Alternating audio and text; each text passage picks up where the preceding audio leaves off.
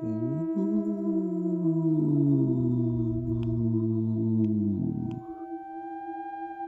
Welcome to another Creepypasta.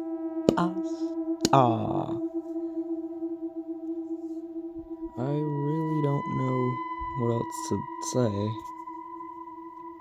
other than, I don't know.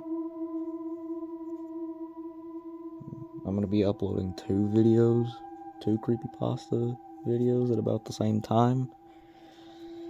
So, I'm gonna get this first one out of the way. It's like 40 seconds. And anyway, are you ready?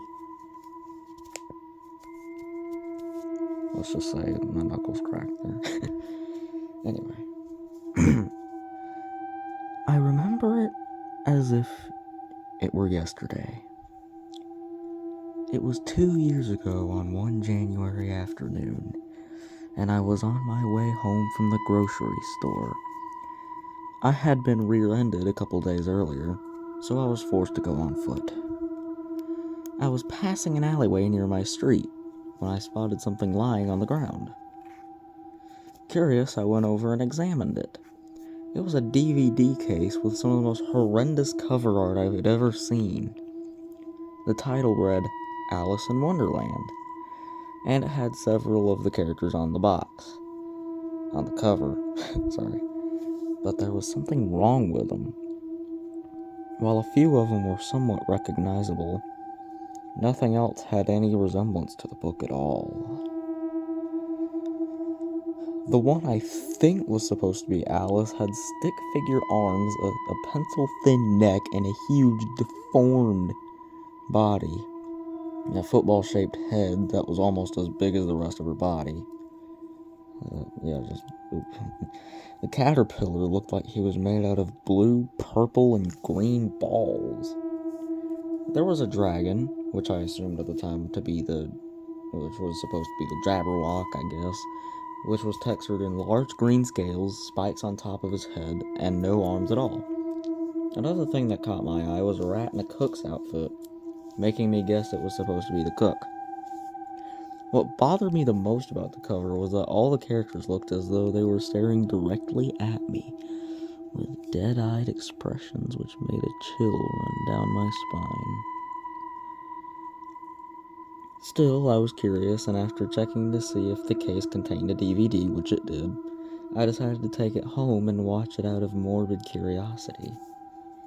As I got up, I thought I heard a voice say, "You will enjoy this." But when I saw that there was no one around, I shrugged it off as my imagination. When I got home after putting away my groceries, I put the DVD into my computer. The screen lit up with bright colors, which were accompanied by a song that sounded like it was recorded in the 1950s. As soon as the option appeared, I hit play. I was met with the scene of the deformed Alice from the cover chasing an equally badly drawn white rabbit, which led her to the famous rabbit hole. The audio still sounded like a 50s audio play, which, coupled with the animation quality, came off as disturbing. But all that was forgotten as soon as Alice leapt into the rabbit hole. I was mesmerized by what I was seeing. It almost felt like a dream. The animation and the audio hadn't changed, but there was just something about it that made me feel happy. I even found myself singing along to some of the musical numbers. Will you, won't you, will you, won't you, will you, won't you join the dance? Will you, won't you, will you, won't you, will you, won't you join the dance? Now, I could swear I heard someone else singing as well, but I was too invested in the movie to care. Right then, nothing mattered but the movie. Then came the part when Alice left Wonderland. Suddenly, it didn't hold my interest anymore. I remember the grotesque animation and the outdated audio I'd listened to earlier, but now it just made me feel uneasy. Disgusted, I ejected the DVD from my computer and put it back in the case. That's when I heard a laugh from outside my window. I turned, and that's when I saw her.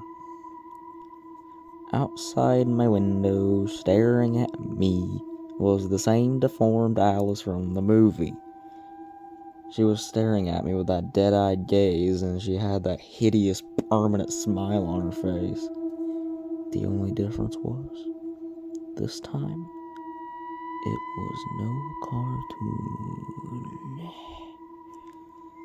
I panicked and went for the bat I kept from my high school baseball team, but when I looked back at the window, she was gone. As the months passed, I tried to forget about it.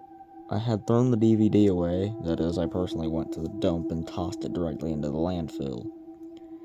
I was afraid that if I did it any other way, she would just bring it back to me. Eventually, I was finally able to put it out of my mind. I had been promoted to manager at my job at the Burger King, and I was finally starting to feel content with where my life was heading. Then one day, I found a small package in the mail. Wondering what it was, I began to open it. My eyes widened with shock when I saw what it was. It was the DVD. It had a bit of grime left on it from the dump, and it was accompanied by a short message, reading, "Won't you join the dance?" I pushed the box away, not wanting to look at it. Then I heard a tapping at my door. I considered who it could be. Just because the DVD had come back to me didn't mean it was that girl again. Nonetheless, I proceeded with caution towards the door.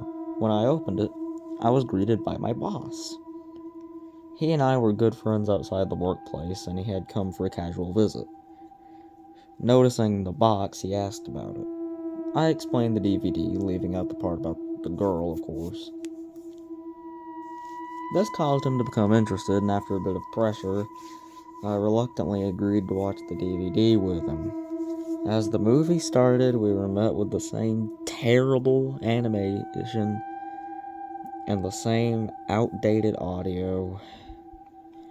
And as soon as Alice fell down the rabbit hole, we were both mesmerized again. Will you, won't you, will you, won't you, will you, won't you join the dance? Will you, won't you, will you, won't you, will you, won't you join the dance? When the movie ended, my boss looked at me with a shocked expression on his face. "I think I heard about this somewhere before," he told me, and asked if he could borrow my computer. He then took me to the TV Tropes So Bad It's Horrible page for Western animation, and pointed out the entry immediately under the animated film tab. While it did mention the atrocious character designs and confirmed that it really was just a public domain audio play set to animation, it didn't say anything about the hypnotic effect the film has after she falls down the rabbit hole. There was also a link which took us to a web archive of the film's official site, which seemed overly enthusiastic about its product. A laugh came from the window. We turned to see the girl was there again, staring at us. My boss nearly fainted from shock as he stared back at the girl's deformed features. Then a hairy paw took her hand and led her away. My boss and I stood in silence for several minutes before he asked me about her. I told him the rest of the story about how I seen her when I watched the movie the first time. I didn't tell him before because I didn't think he'd believe me. He told me he understood and promised that he'd keep his eyes open in case she ever comes back. With that, he left, leaving me alone in the house. The next day, I heard from co-workers that he had disappeared. An investigation was being mounted, and each one of us were suspects. When I was questioned, I explained everything that happened the last time I saw him, again leaving out the girl in the window. Neighbors confirmed that he had indeed left my place, and that I had gone nowhere else until coming into work that following day. This satisfied the investigators, and I was allowed to go. A thought crossed my mind as I returned to work as usual. What if she had done something to him? After returning home, I took my bat and the DVD and went back out again.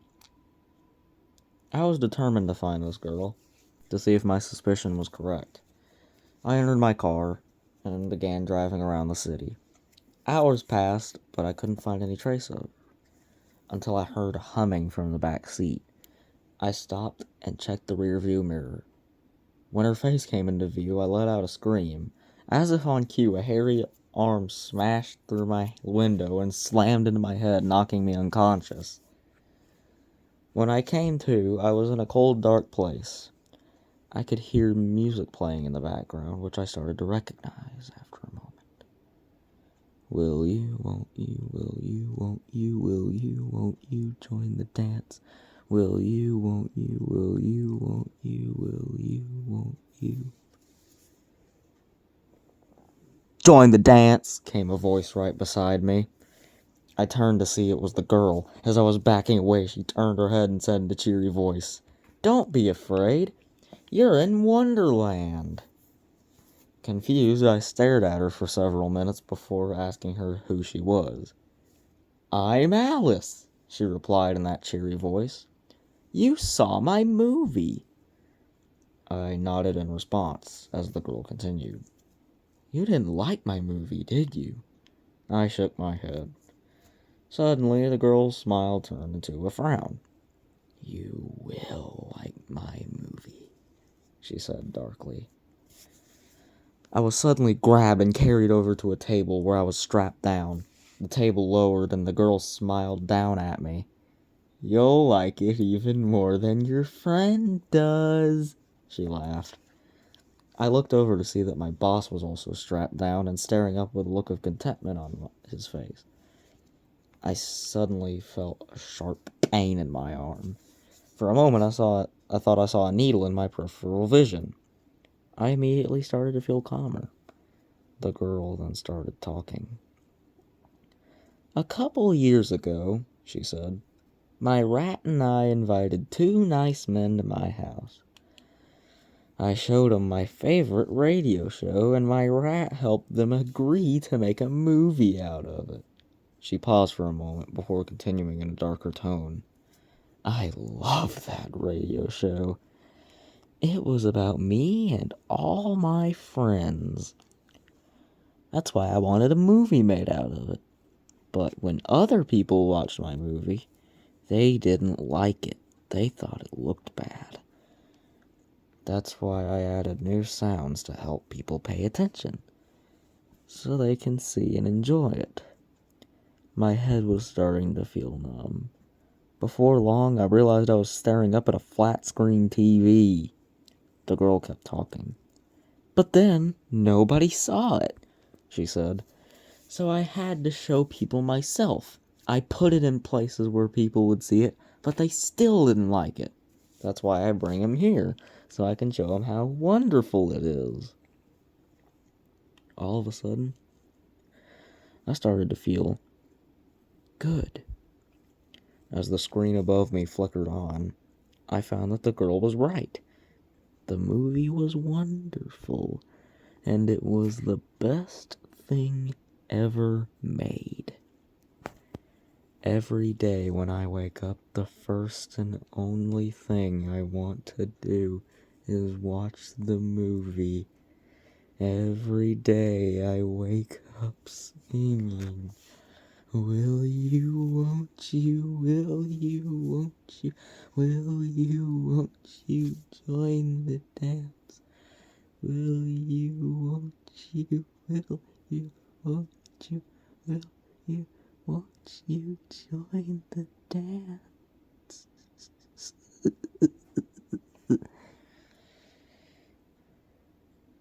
Anyway, as a little side bonus, I'm like I'm gonna read some of these comments on the Creepypasta wiki. I'm going to link it in the description, of course. And there's 23. Someone said, "Nice MS Paint skills." This next one says, "I rated a perfect score. Back to watching the film."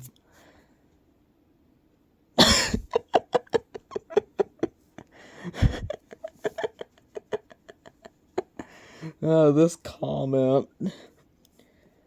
Will you, won't you?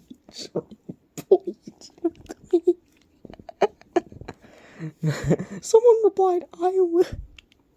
Okay. Such an obvious first draft. I mean, I guess, these comments are rather